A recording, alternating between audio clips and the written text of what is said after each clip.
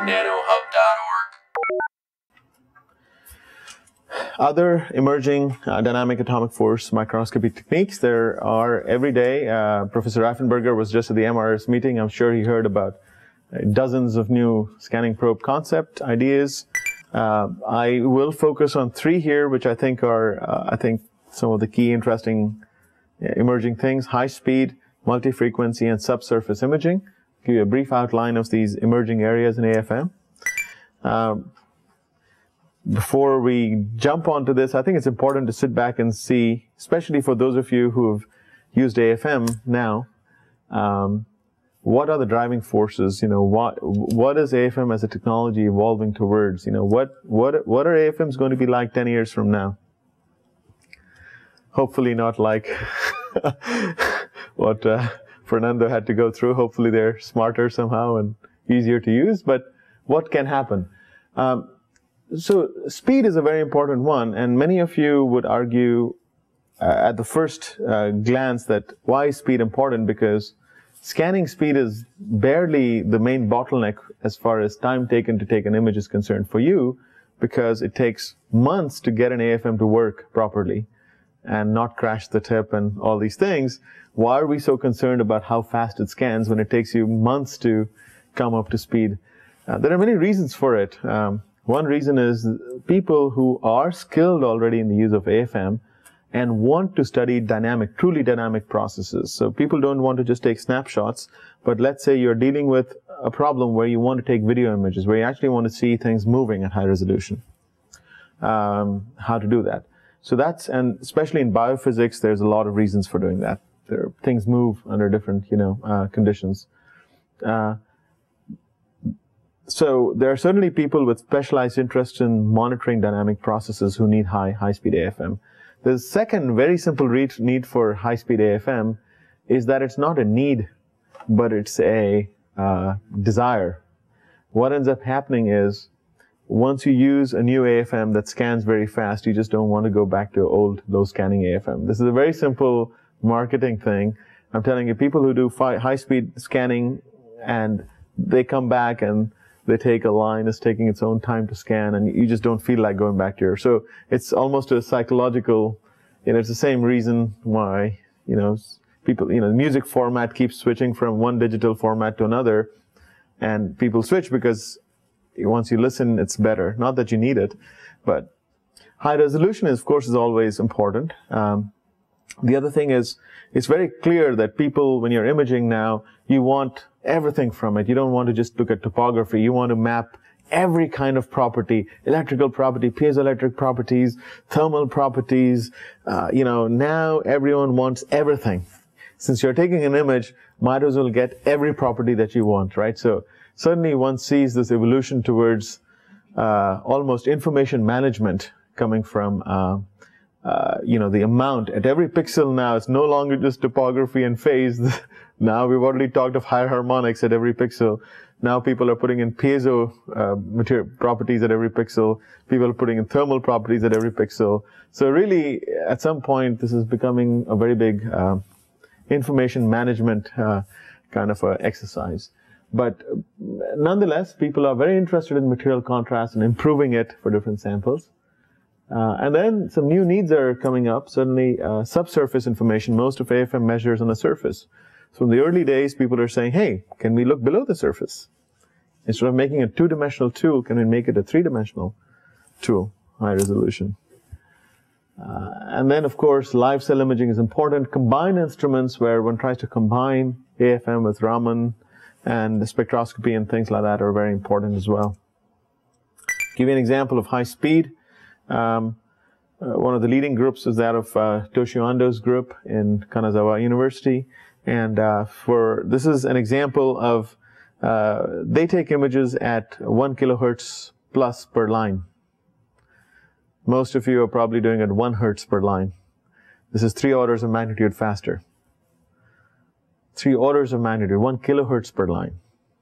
Or maybe more. This is more like, 1.25 kilohertz per line. So it's just 3 orders of magnitude faster. So it's video, basically. It's faster than video rate as it goes through.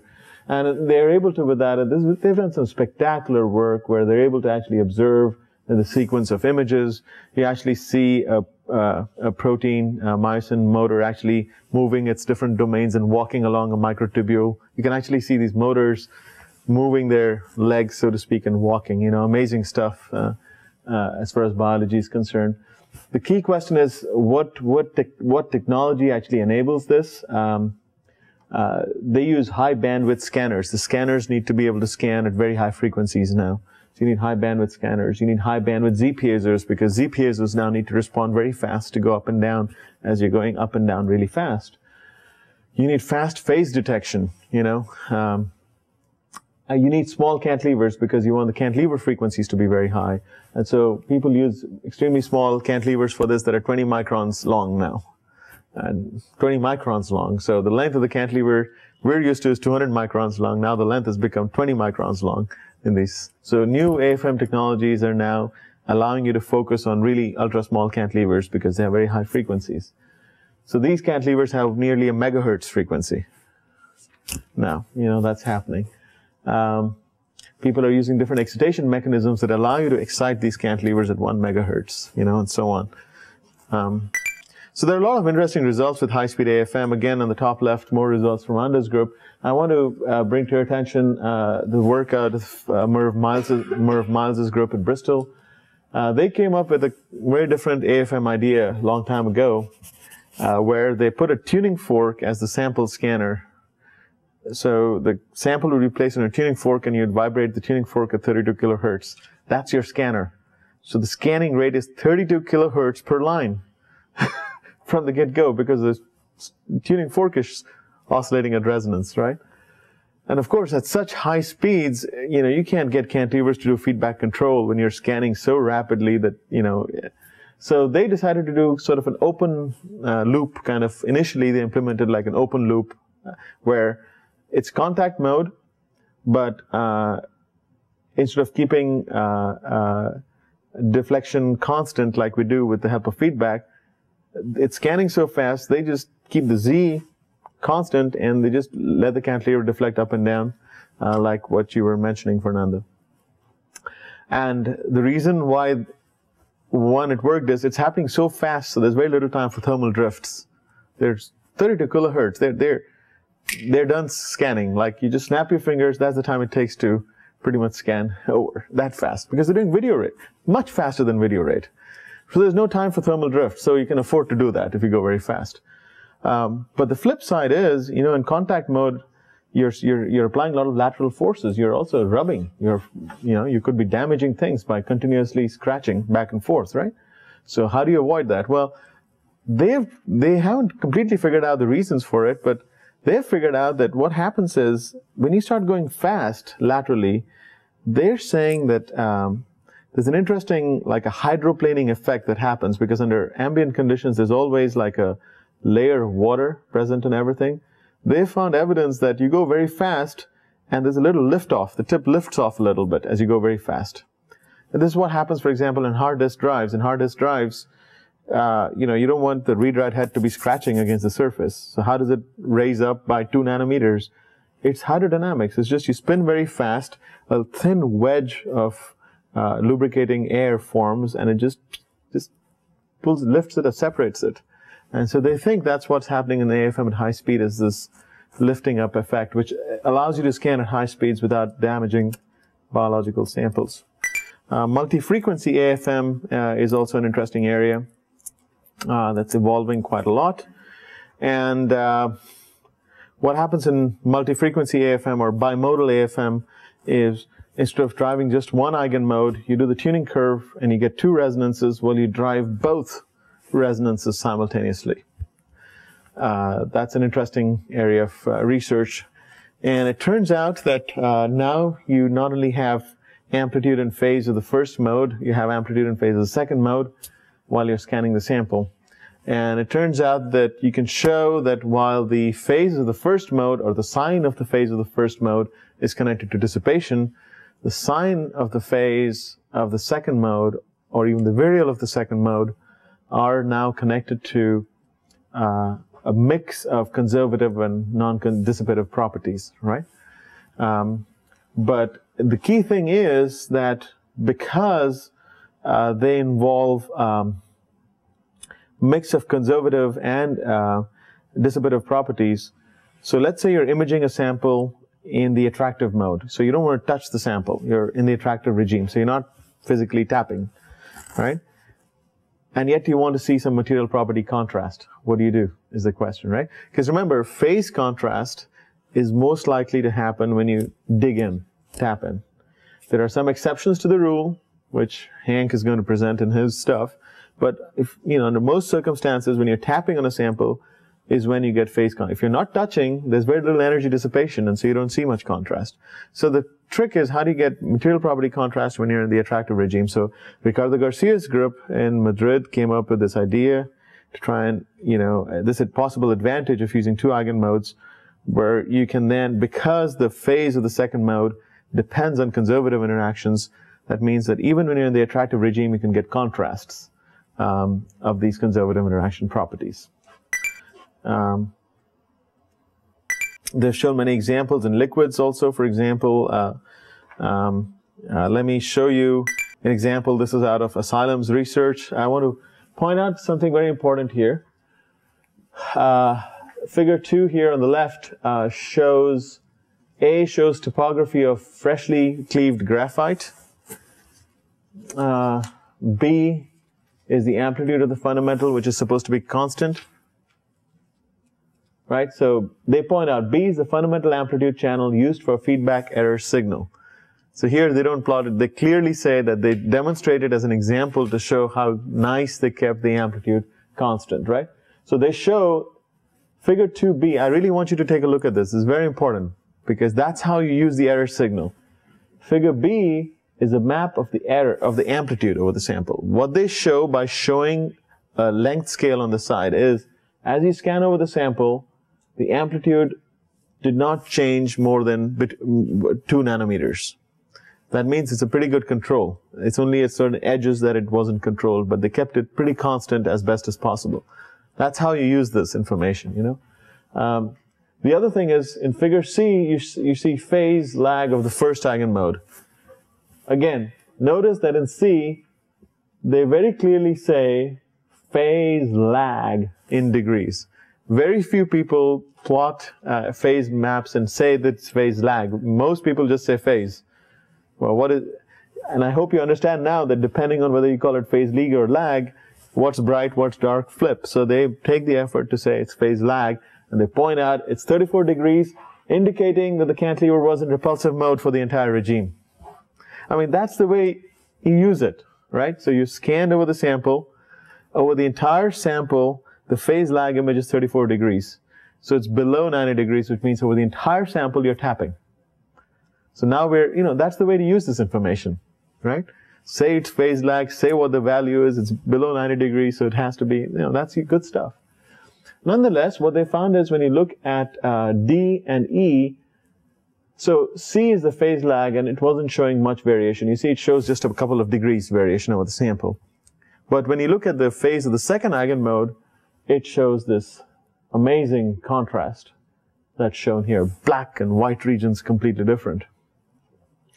Of course, the reason for it is well known. Why there is, after all, it's graphite. Why do you expect contrast? Well, it's known in graphite, as soon as you peel graphite, you start getting impurities that start depositing on the graphite. And for some reason, which I haven't understood completely, but the deposition of, maybe Ron can shed light on it, deposition of these materials on HOPG, they go flake by flake. It's very domain connected somehow. It's not like you would expect like powder falling everywhere, but it seems to, the impurities seem to fall on one flake of graphite at a time. They somehow don't all uniformly spread. I don't understand this myself very well, but it's known that you start getting these regions that start getting impurities collecting on it. And so what you're observing is effectively that it's, they end up saying that it has to do with this process where patches of HOPG start getting impure because as you expose it in air, hydrocarbons just keep attaching themselves to the substrate. So that's the source. And of course, they've done DNA as well and shown some high contrast. So this is an interesting area. Let me tell you about subsurface imaging. a little bit about subsurface imaging, and we'll end with that. Currently, the most important way of doing subsurface imaging is the following. Here's what we're trying to do. We have a sample, and then underneath the sample, at some distance beneath the sample, we've got some inclusion. And we want to see that inclusion. We want to go beneath the surface and see things with an atomic force microscope. This is the very interesting question, how do we do it? And the current techniques that are out are based on heterodynamic principles and principles that come from much older, the acoustic force microscopy and AM radio signal ideas. You know, it's interesting how people have combined these ideas. But going back to, you know, while at Oxford with Briggs and Teresa Kuberis and Kolosov, they developed these ideas of heterodynamic, right? They did not develop subsurface imaging, but they developed this idea that, let's say, you know, most of AFM, we're trying to map a surface that's not moving. The surface is fixed, right? It's not moving. But what if we make the surface vibrate at a very high frequency? Can AFM be used to map the amplitude of vibration of the surface? That's the question. And they figured out an interesting way to do that. And then later, when Vinayak Dravid and later Ali Pasian and Oak Ridge, they sort of pushed this effort to use this principle to image subsurface features. So this is how it works. What you do is, on the left, you apply beneath the sample a very high frequency piezo excitation, okay, Fs in megahertz, right? That's how they did it. And we'll examine what the positives and negatives of it is. So you apply very high frequency vibration beneath. That vibration is going to transfer to the top surface somehow, right? So the top surface is also going to vibrate at a frequency Fs, right? Because you're shaking it from below. It's a forced vibration problem. So top is also going to vibrate.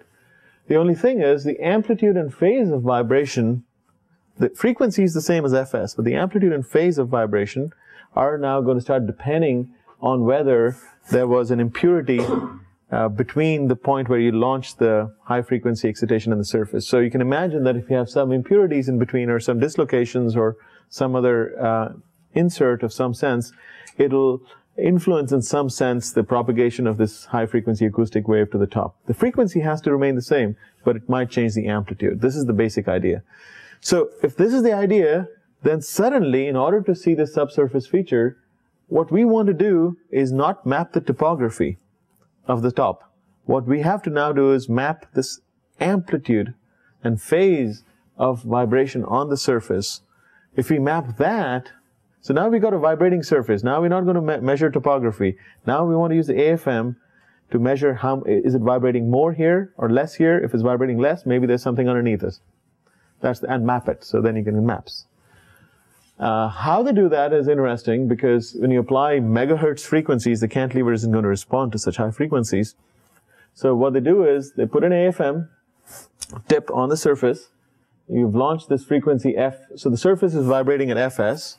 They apply another frequency to the cantilever, Fp, another high frequency excitation. So the sample is excited at, let's say, 1 megahertz. The cantilever is excited at, let's say, 1.1, slightly different frequency.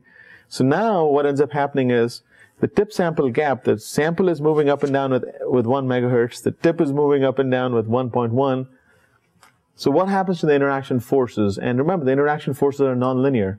And nonlinear interaction forces produce higher harmonics. We already talked about that. Well, when you have two different frequencies, Fs and Fp, it turns out the harmonics you get out of it are now not only higher harmonics, but there are also difference and some harmonics you can get in the interaction forces. So the difference harmonic, that's the difference between Fs and Fp, is small, because one is 1 megahertz, the other is 1.1. So the difference is a small frequency, and that you can pick up in the cantilever. And that's what they do. They lock into the difference frequency and map its amplitude and phase over the sample. That's it. And they prove that with that, they're effectively mapping the amplitude and phase of the surface vibration. This is the basic idea. Yeah? It's not that a problem for high speed IFM because it's like an ultrasound test. So at the end you are tapping very fast and you're measuring the waves in the depth. Yeah. So in high speed AFM you are tapping very fast. Well, I mean, obviously there's... So your image will be giving you... Well, so this... things. Yeah, well, I mean, of course. I mean, one has to... People don't do high speed with this, right? So... No, but in high speed, you are going very fast. Yeah. So you are providing waves. Oh, we can talk about that later. See, we can talk about that a little later. It's a good point. But I think the samples are usually deep enough that it's time enough for everything to settle. I think so. But let me show you results, right? This is from the original paper by Shekhavit. They've started a company up in Chicago that runs this. But what you see on B is, so the sample is gold particles coated with polymer. B is the topography on the top. C is this difference frequency phase image where you see the underlying particles that are buried 500 nanometers beneath the surface, right? And then they started doing it for many different samples. Here, for example, they're doing red blood cells, and they were able to see internal features coming through that, right? More recently, this is extended to live cells in air, though. But what they did is topography is A, and in B, they're looking at this difference frequency phase. And what they did in the cells, these cells, is they fed effectively, or they injected these carbon nanohorns into the rat. They wanted to see how nanoparticles propagate through the body, and so they found these nanoparticles collected inside the cells. They extracted the cells, imaged it. They wanted to see where are the nanoparticles inside the cells. Well, they do this subsurface imaging technique, and they find the black dots are where the nanoparticles are collecting inside. So remember, the cell is 2 microns high. So here they're basically seeing features that are 2 microns beneath the surface. So what are the challenges with this method? Unfortunately, we still don't know very well the mechanism of image formation, because how is it that you're able to launch 1 megahertz wave? 1 megahertz wave has a wavelength of 100 microns or something.